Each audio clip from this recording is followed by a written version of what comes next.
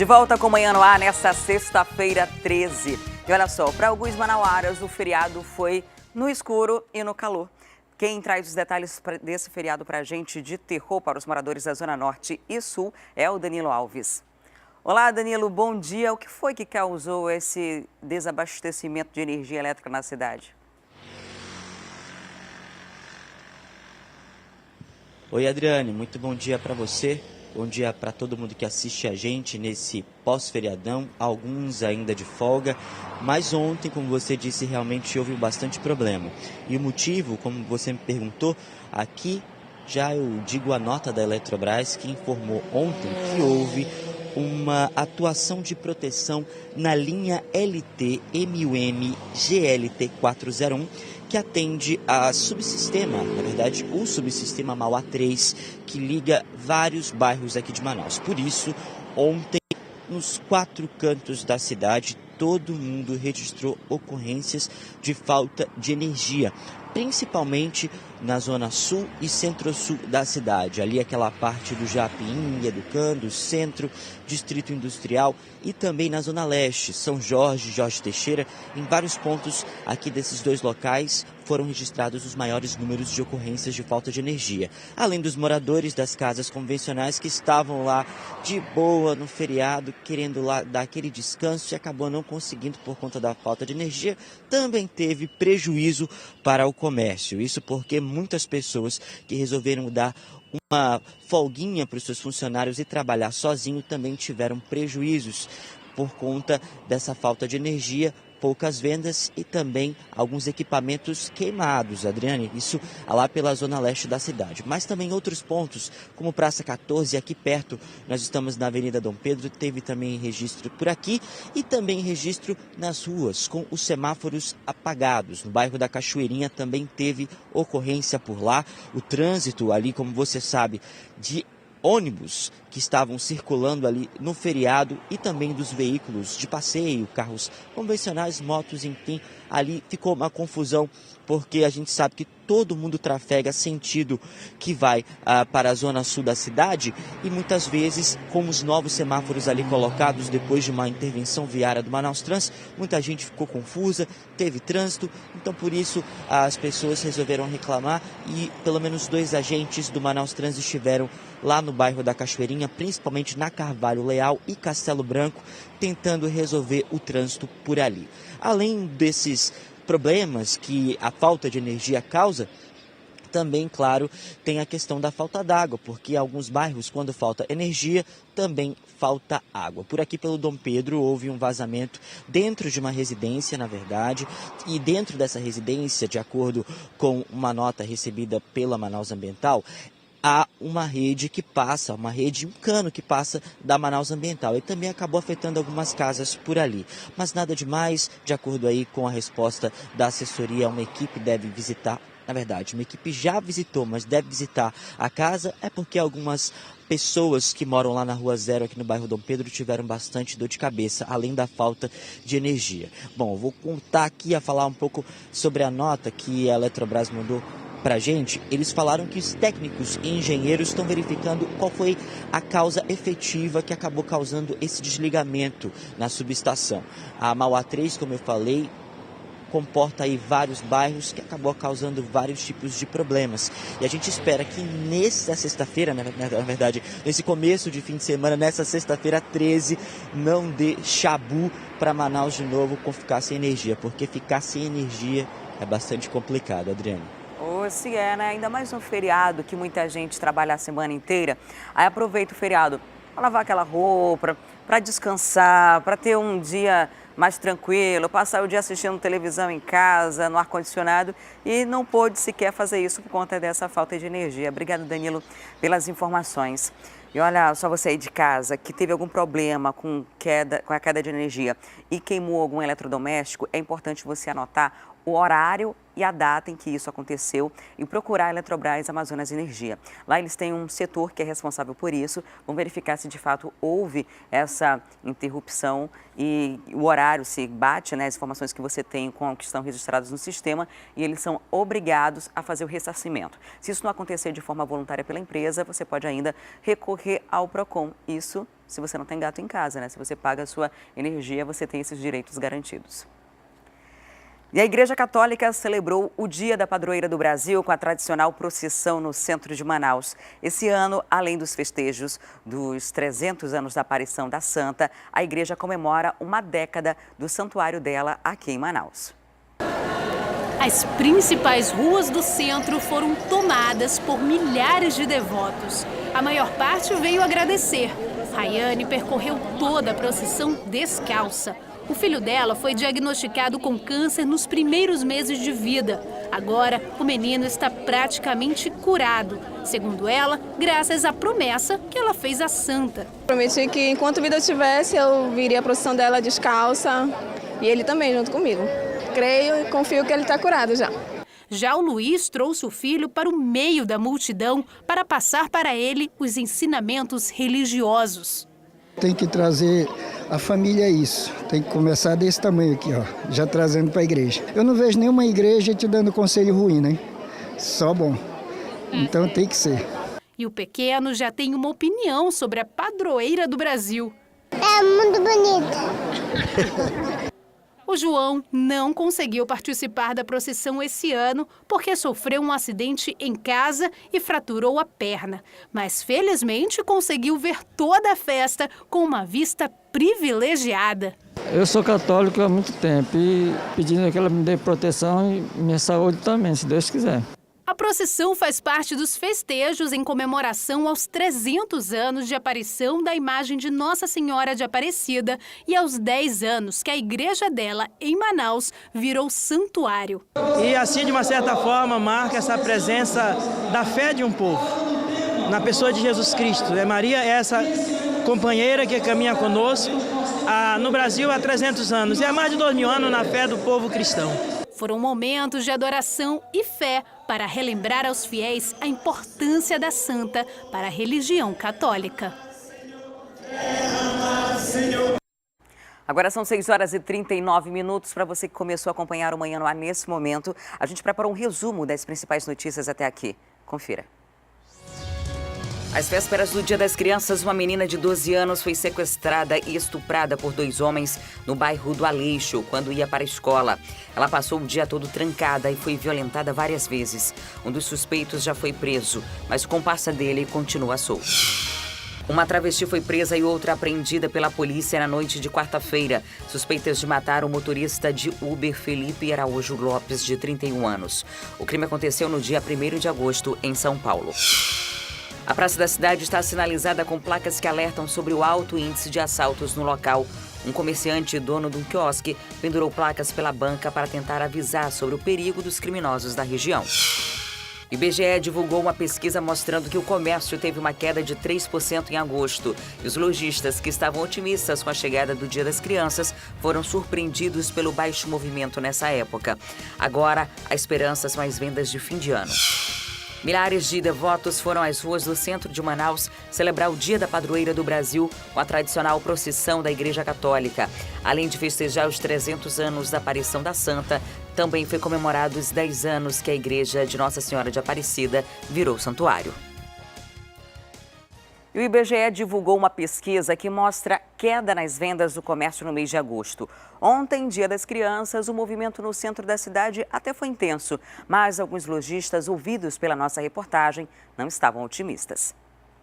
A movimentação na Rua Marechal Deodoro até foi intensa neste feriado, mas a crise não colaborou com a vida dos comerciantes. Com o bolso mais vazio, uma das alternativas para os consumidores foi pechinchar para poder comprar algum presente. Teve lojista que se deu bem. Foi ruim não, foi em termos do ano passado foi, eu acho que foi um pouquinho melhor, mas esse ano também não ficou atrás também não. Mas nem todos os empresários tiveram a mesma sorte. Basta uma volta pelo comércio para ver o tamanho do problema. Independente do fluxo de pessoas, muitas lojas permanecem vazias. No momento tem movimento na rua, nas lojas por enquanto está vazio. Isso desde o começo do mês o movimento está do mesmo jeito. E todo esse desânimo dos lojistas tem motivo. De acordo com uma pesquisa divulgada nesta quinta-feira pelo IBGE, o número de vendas no comércio no mês de agosto registrou uma queda de 3%. A expectativa seria de um aumento no mês de outubro com o Dia das Crianças, mas isso não aconteceu. Para tentar minimizar o prejuízo e atrair o público, teve lojista que apelou para as promoções. A gente procura sempre ver no estoque, né, o que está mais parado, o que dá para fazer promoção, o que dá para fazer liquidação. Tudo isso para atrair o cliente, né, chamar mais para gerar compra aqui para a gente. Para quem conseguiu juntar um dinheirinho, está bem no emprego, esse é um ótimo momento para fazer compras, porque os lojistas, de fato, estão fazendo várias promoções, reduzindo o preço. Agora, em novembro, tem Black Friday, né, e algumas lojas participam da campanha, então deve ser uma forma de estimular o consumo. A expectativa agora dos lojistas é que os próximos meses, mês de fim de ano, de Natal, que já há um estímulo natural ao consumo, que isso possa se recuperar. E há uma boa previsão, apesar do número baixo em agosto, de uma redução de 3% em relação ao comércio, é que de setembro para cá, a gente já tem algumas pessoas que conseguiram entrar no mercado de trabalho. Apesar de agosto ter reduzido as compras do comércio, a geração de emprego aumentou aqui no estado, né? Só uma empresa contratou agora em setembro 300 pessoas lá no Distrito Industrial. Então isso deve com certeza gerar esse poder de compra, né? E as pessoas devem voltar aos comércios no fim do ano, essa previsão otimista que a gente tem e que os lojistas ficam na expectativa também. E agora a gente vai ao vivo para o estúdio da FM O Dia 93.1 conversar com o Cleiton Pascarelli e a Nayandra Amorim, que estão ao vivo por lá. Olá, bom dia, meninos. Bom dia, Adriane. Parecendo um jogral, falando juntinho. É um coral quase, pra você ver a sintonia hoje aqui. Vocês estão super animados porque é sexta-feira 13. Sexta-feira 13. Ô, Adriane, você tem alguma superstição? Eu estava comentando ainda agora no Stories da TV que sexta é o meu dia, um dos meus dias preferidos. Né? E 13 é meu número da sorte, adoro 13. Então pronto. Entendeu? Eu também, então, gosto muito do 13. Tô bem hoje. Que bom, boa sorte pra nós, Eu né? adoro sextas 13. Agora vamos falar de coisa séria, né? Vamos falar de coisa séria, né? Muita gente tem superstição. Quem estava na expectativa de consertar as ruas do Distrito Industrial, sempre teve aquele problema de jogo de empurra-empurra. A Prefeitura diz, não é comigo, é com o Governo Federal. O Governo Federal fala, não é comigo, é com a CEINFRA, é o Estado que tem responsabilidade. Exatamente. Agora a Justiça se posicionou em relação a isso. Exatamente. Agora a Justiça mandou a Prefeitura cuidar das ruas do Distrito Industrial. Agora é de responsabilidade do município cuidar ali. A gente sabe que aquelas ruas do Distrito Industrial, elas causam muitos problemas, elas estão esburacadas, é um problema já bastante antigo e isso prejudica inclusive aqueles caminhões, aqueles carros que passam por ali, aquele acesso dos produtos que saem das fábricas, enfim. É um problema bastante antigo, mas que agora, finalmente, a Justiça determinou que agora é de responsabilidade da Prefeitura. Na verdade, sempre foi, né? Quando o Distrito Industrial foi criado, aquele bairro ali, os dois bairros, o 1 e o 2, foram criados, já havia uma legislação que indicava que era de responsabilidade do município. Mas aí foi passando o tempo, foi passando a administração, foi mudando gestão, e aí foi um empurrando para o outro.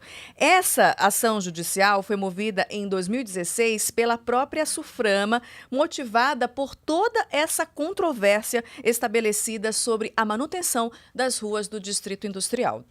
É isso. E olha, Adriane, a grande dificuldade de tudo isso não é só para quem transita ali, porque mora na Zona Leste, quer cortar para o centro da cidade, Sim. por exemplo, pela Avenida Buriti, que é uma excelente válvula de escape, né, para quem mora na Zona Leste. Principalmente quem mora ali no Armando Mendes, na comunidade da Sharp, quer chegar no centro mais rápido, vai ali pelo Distrito Industrial. Ou seja, além disso, está dentro do município de Manaus. Sem contar que o reflexo disso é para as indústrias. Ou seja, o maior polo movimentador de recursos do estado do Amazonas, que é o Polo Industrial de Manaus, sofre com a buraqueira ali do Distrito Industrial. Ou seja, falta sensibilidade para o poder público quando ele se exime de fazer o serviço dele ali. Né? Não tem como, é constitucional. O Polo Industrial de Manaus, quando foi criado, foi passado para a gestão dentro da cidade do município de Manaus. Não tem como a prefeitura dizer que não é com ela. Isso é balela. E é incoerente demais. Incoerente demais. Quer dizer, então, que... porque é uma área federal. Uma área federal, exatamente, obrigado. Uma área federal dentro do município. Mas espera lá, é uma área federal até a segunda página. Depois se torna algo do município. Quem é que ganha com isso? Quem é que ganha com recursos? Quem é que ganha com a movimentação, por exemplo, do ISS aqui? Não é isso? Somos nós, é a prefeitura. Imagina só um investidor que vem para o Amazonas, quer colocar uma empresa no Polo Industrial de Manaus e se depara com aquela precariedade que hoje está às ruas do distrito. E aí ele, de repente, pode recuar por conta de não considerar que a estrutura logística vai ser apropriada. E aí quem perde é o município também. E uma coisa que é muito incoerente é o seguinte, quem faz fiscalização naquela área de trânsito? Manaus Trans. Exato. Quem arrecada com multa? Manaus Trans. Trans. E por que, na hora de manter as ruas em que a prefeitura arrecada dinheiro, ela se exime dessa responsabilidade?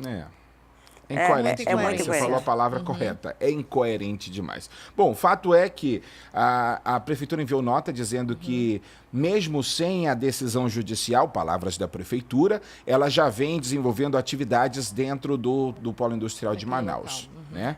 E... Agora, o Nelson Azedo, o vice-presidente da FIAM, falou uma coisa que é muito interessante na reportagem hoje do Jornal A Crítica. As pessoas precisam entender que o polo é a vitrine também da cidade de Manaus. Eu tenho muitos amigos que, quando eu recebo aqui em Manaus, de Brasília, do Rio, enfim, de outras cidades, a primeira coisa que eles perguntam é sobre a Zona Franca de Manaus. Como é que funciona o polo industrial? Cadê o distrito? Exatamente, sobre o distrito. Então, você leva essas pessoas para passear, imagine você, leva uma pessoa para conhecer, para ver como é que é o distrito fisicamente, né? E aí as pessoas se encantam com o distrito e ficam tristes pela falta de conservação. Por exemplo, os canteiros centrais estão destruídos, né? Você não vê uma árvore direito no distrito, a não ser numa área de uma empresa de plásticos ali, que ela mesma, a própria empresa, arborizou, criou um jardinzinho, e é só naquele trecho. O resto tá horrível, tá feio. Sem contar, só para a gente incluir aqui e pontuar um pouco mais, sem contar ali nas ruas do Distrito Industrial, além da falta de pavimentação, ali existe um problema sério de segurança pública também, né? São muitos assaltos que ocorrem por ali. Eu costumo fazer matérias ali e as pessoas me param ali durante a reportagem para falar, olha, Nayandra, tá demais assalto aqui. Sabe também por quê? Porque à noite falta iluminação nas vias. Não existe iluminação. Então, ali é um prato cheio para a ação dos criminosos, principalmente assim, a partir daquele horário de 5h30, 6 horas da tarde, está escurecendo, não tem iluminação em algumas vias. Então, ali, gente, falta também segurança pública. É um outro problema, uma outra questão, mas que também é um problema bastante presente ali no Distrito Industrial, no Distrito 1 e 2. E essas providências são tão vagarosas que eu lembro que há uns 3 anos o governo federal fez uma parceria com a Secretaria de Estado e eles iam recuperar algumas ruas. Houve inclusive liberação de dinheiro. Só que demorou tanto a ser executado que o projeto que foi criado tinha um orçamento para tapar determinados buracos. Quando ia se colocar em prática esse serviço, já tinha passado tanto tempo que o buraco se tornou uma cratera. Exatamente. E aí não teve mais como executar porque fugiu do orçamento. Enquanto isso, ficou nesse empurra, e a gente espera que com essa decisão judicial a prefeitura tome as rédeas e resolva assumir a responsabilidade que sempre foi dela. De acordo aqui com essa reportagem que é destaque no jornal A Crítica, 150 milhões, viu? 150 milhões foi o valor da transferência do Programa de Aceleração do Crescimento, o PAC, para a recuperação das vias do Distrito Industrial. Esse foi o valor, Adriane. Muito obrigada pela participação de vocês. Uma ótima sexta-feira, 13, bom fim de semana. Aproveite. Tudo de bom, bom fim de semana. Até segunda. Até lá, tchau, tchau. Tchau. Tudo de bom. E agora, uma oportunidade para os designers. A Fundação Amazonas Sustentável está com vagas abertas para a contratação temporária na área do design gráfico. Quem tem mais detalhes sobre esse assunto é a Thea Morel, com quem eu converso agora ao vivo. Olá, Thea. Como os interessados podem fazer para participar dessa seleção? Conta pra gente. Bom dia.